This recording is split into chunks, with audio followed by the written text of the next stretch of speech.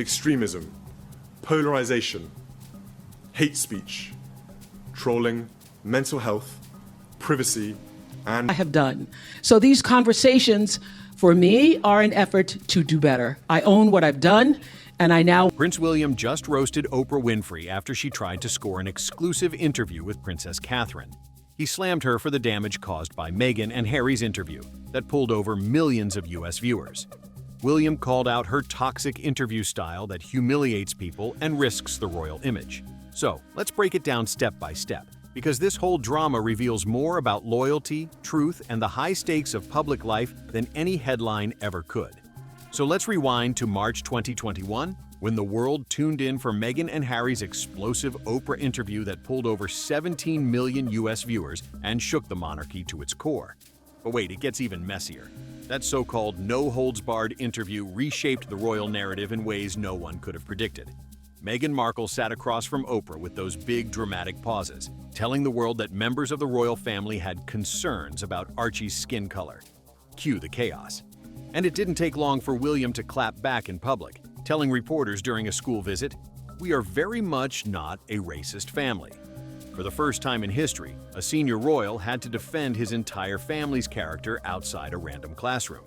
And it didn't stop there, because Meghan's flower girl dress drama got dragged into the mix too. Instead of Meghan making Catherine cry, she told Oprah it was Catherine who made her cry, though she apologized later. That tiny moment of wedding tension turned into an international headline, and once again, Catherine got pulled into the fire. But here's the twist that directly links back to Oprah's role. Meghan claimed she was silenced, stripped of her passport and keys, and denied mental health support. Oprah let it roll as gospel, but critics quickly pointed out that royal passports are held for security reasons, not control. That's where William's anger at Oprah really starts to make sense, because the way those claims aired on her stage left his family looking like villains. And here's the real question that still lingers. Was this a genuine cry for help, or a carefully crafted bit of storytelling designed to turn the palace into the villain? Because either way, the damage was done. The monarchy looked heartless, Meghan and Harry looked heroic, and Catherine got painted as the cold-hearted Duchess-in-waiting. But hold on, it gets worse, because if you thought the fallout stopped at bad press, think again. Catherine became the #1 punching bag of royal Twitter after 2021. The comparisons never ended. Every outfit she wore, every facial expression, every public appearance was stacked against Meghan. And guess who lost in those comment sections? Catherine, every single time. And don't even get me started on the conspiracy hashtags. These weren't just light jokes, they were vicious. People accused her of faking her public appearances, mocked her parenting skills, and spread completely baseless rumors about her marriage. This wasn't harmless banter, it was a digital mob set loose on one woman because of what Oprah chose to broadcast. And when 2024 rolled around, things hit rock bottom. Catherine's cancer diagnosis and treatment should have been a moment of empathy and support. Instead, trolls had a field day. Wild theories about her absence flooded the internet. Was she hiding? Was her marriage falling apart? Was she even alive? Imagine battling cancer while the whole world speculates whether you've gone missing like it's a Netflix thriller. That's what she endured. But the most heartbreaking part? William wasn't just frustrated, he was devastated. Insiders said during the lead-up to that 2021 interview, he was beyond livid. He reportedly even lost his appetite for a week, which might sound trivial until you realize the stress it takes to knock a grown man off his food. That's the toll this so-called tell-all interview took on him before it even aired. And after it aired, the nightmare only grew. And let's not pretend this was just about palace gossip. This was a family watching their lives turned into clickbait for the world. Their marriage, their parenting, their mental health, all served up like it was entertainment. But it wasn't entertainment for them. It was a war. It was survival. And that's why William's 2025 rejection of Oprah's shiny little olive branch wasn't just some petty grudge. It was years of scars talking. It was him saying, "You don't get to profit off my wife's pain again." And honestly, can you blame him? After the way Catherine was torn apart online, protecting her wasn't just a duty, it was his only move. Because let's face it, if Catherine accepts that interview, the circus starts all over again. More narratives, more comparisons, more hashtags, more trolls. And this time, after cancer, after years of cyberbullying, after all the damage already done, it wouldn't just sting, it could destroy her peace completely. So yes, Oprah tried to frame this as a chance for Catherine to finally tell her side. But William saw right through it. To him, it wasn't about healing. It was about ratings, about trying to clean up Oprah's image after her credibility took hits. And Catherine? She doesn't need that platform. She needs protection. She needs privacy. She needs William shutting the door so hard that Oprah's camera crew can hear it echo across the Atlantic. But here's where it gets almost funny. By 2024, the whispers started that Oprah herself wasn't so sure about that golden 2021 interview anymore. Imagine being the queen of tell-alls and then privately admitting you might have been misled. Yep, apparently Oprah was having her oops moment, realizing the biggest scoop of her career could actually be the biggest mess she ever served. And it didn't stop at whispers. The internet went wild with claims that Oprah even gave a TV apology, something that sounded almost too juicy to be true. Clips popped up online comparing it to her 2024 apology where she admitted she pushed diet culture too hard back in the day. Remember when she rolled a wagon full of fat onto her stage? Yeah, she owned that blunder on national television. And now, people said she was doing the same kind of soul-searching over Meghan and Harry's sit-down. But here's the rehook.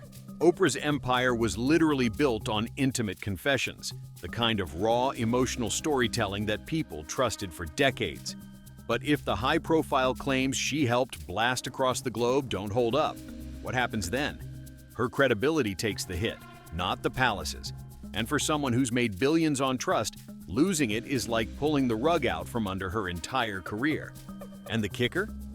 For the first time ever, the Oprah brand didn't look bulletproof. The untouchable queen of daytime suddenly looked shaky, vulnerable. Like maybe this olive branch to Catherine wasn't really about healing wounds, but about patching up her own reputation. Because let's be honest, when you've got billions in the bank and a legacy to protect, damage control sounds a lot more accurate than forgiveness tour. But wait, it gets even louder. Because while Oprah was quietly dealing with her credibility issues, William was out here in 2025 swinging a hammer. His rejection of her shiny offer wasn't some half-hearted brush-off. It was fiery, blunt, and framed Oprah's approach as nothing more than too little, too late. He didn't just close the door, he locked it, bolted it, and threw away the key. And here's the kicker. This decision wasn't just emotional payback. William tied it right into his larger mission, fighting online hate and bullying. Remember his mental health work through the Heads Together campaign? That wasn't some side project. He's been using that platform to highlight the dangers of cyberbullying for years. So when he called out Oprah for fueling Catherine's suffering, it wasn't random. It fit perfectly with the bigger cause he's been championing. But here's the kicker. In a monarchy that survived for centuries by staying silent, William's thunderclap rejection turned into one of the loudest royal statements in recent memory. This wasn't the stiff upper lip strategy of old. This was a prince standing up, raising his voice, and basically telling one of the most powerful media figures in the world to take a hike. It was bold, it was fiery, and honestly, people loved it. And the numbers don't lie.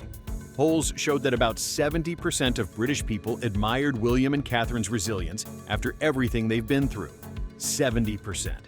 In a country where approval ratings for public figures can tank overnight, that's a landslide. The message was clear. People weren't just siding with the palace. They were rallying behind William and Catherine as symbols of strength in the middle of chaos. But it gets better, because this wasn't just about William being William. It echoed King Charles's own push for a modern monarchy. Charles has been trying to redefine the royal family for years, balancing tradition with boundaries. William's move showed he's carrying that torch into the next generation. Instead of pandering to media giants for good press, he's drawing lines, setting boundaries, and reminding everyone that the royals are not pawns in someone else's ratings game. And that brings us to the final act, what William's rejection actually means for the monarchy moving forward. Because let's not sugarcoat it. This wasn't just about Catherine. It was about reshaping how the entire institution deals with media sensationalism in the digital age. And in today's world, that's a survival skill. And here's the shocker. Cyberbullying isn't just a royal problem. Studies show that 60% of adults have faced online harassment. Catherine's ordeal wasn't some isolated case. It was a very public reflection of a problem millions of people live with every single day. By tying her suffering to his broader message, William made the monarchy relatable in a way Buckingham Palace press releases never could. And here's where William's no becomes bigger than one interview. By shutting Oprah down, he basically drew a permanent line in the sand. No more personal trauma turned into TV spectacle for ratings. No more rehashing family pain just because it makes for good primetime entertainment. He told the world, this monarchy won't play that game anymore. But the rehook here is the real punch. This wasn't just William saying no. This was the future king protecting his wife, his children, and yes, even the crown. It was him rewriting the rulebook, saying the old ways of playing along for the sake of image are done. From now on, the priority isn't pleasing the press, it's protecting the people inside the palace walls. And that's the cliffhanger, because the question now is, did William just mark the beginning of a stronger, more authentic royal family? Or did he slam the door on the last chance to reconcile with the past? The world is watching, waiting, and speculating, because this story isn't finished, not even close.